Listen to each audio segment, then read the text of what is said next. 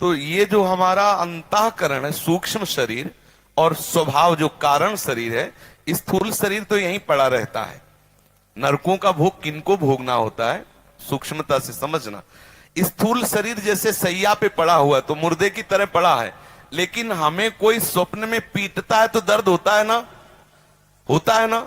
अगर कोई चाकू निकाले तो होश खराब हो जाते हैं ना, पूरा अनुभव होता है ना, लेकिन एक थप्पड़ भी नहीं लगता है, क्योंकि स्थूल शरीर तो सोया हुआ है। वो लग किसको रहा है, सूक्ष्म शरीर को, समझ रहे ना।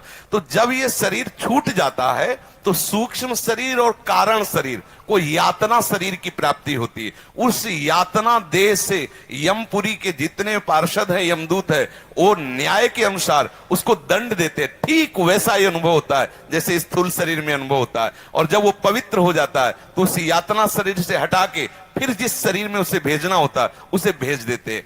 अब ऐसे ही जिसके पुण्य होते हैं, वो पुण्य के प्रभाव से देव शरीर को प्राप्त होता है, अपने पुण्यों का भोग भोगता है, फिर देव शरीर छूटता है, फिर इसी योनि में आता है। और जिसके पुण्य और पाप दोनों नष्ट हो जाते हैं वो भगवत स्वरूप को प्राप्त हो जाता है। अब उसका कोई हिसाब नहीं रहा, समझ रहे ना। तो आत्मा ना कभी बंधन को प्राप्त थी, ना प्राप्त है, ना आगे रहेगी। लेकिन भूख प्यास और थप्पड़ और प्रसन्नता ये सब हो रहा है ना।